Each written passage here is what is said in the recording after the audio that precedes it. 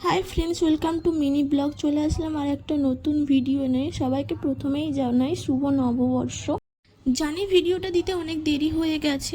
বছরের প্রথম দিন সকাল সকাল ঘুম থেকে উঠে আমি ঠাকুরের দিকে চলে গেছিলাম। সিংহাসন মুছে নিচের দিকটাও মুছে নিয়েছিলাম, যেখানে ঠাকুরকে খেতে দিই। পরে সব ঠাকুরকে আমি চান করিয়ে নিয়েছিলাম। বাবা ঠাকুরের ড্রেস নিয়ে এসেছিল, কাকে কি পরাবো সেটাই ভাবছিলাম। এরপরেই আমি নারায়ণ ঠাকুরকে এই টিয়া কালারের ড্রেসটা পরিয়ে দিয়েছিলাম। তার একে একে সব ঠাকুরকে আমি চান করিয়ে দিয়েছি, তারপরে সিংহাসনে তুলে দিয়েছিলাম। এরপরে সিংহাসনে যে ঠাকুরের ফটোগুলো থাকে ওগুলো মুছে নিয়েছিলাম। এই দিকটা সরস্বতী ঠাকুর, শিব ঠাকুর, যে ঠাকুরগুলো থাকে ওই দিকগুলোটাও মুছে নিয়ে সব ঠাকুরকে একে একে বসিয়ে দিয়েছিলাম।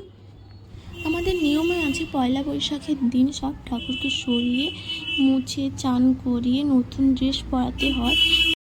এখানে আমার ঠাকুর সাজানো কেমন হয়েছে তোমরা সবাই কমেন্ট করে জানিও। এরপর আমি ব্যালকনিতে চলে যাই জামা কাপড় মেলার জন্য। যেহেতু বছরের প্রথম দিন ছিল তাই আমি নতুন ড্রেস পরেছিলাম। এরপর আমি জলমুড়ি খেয়ে নিই।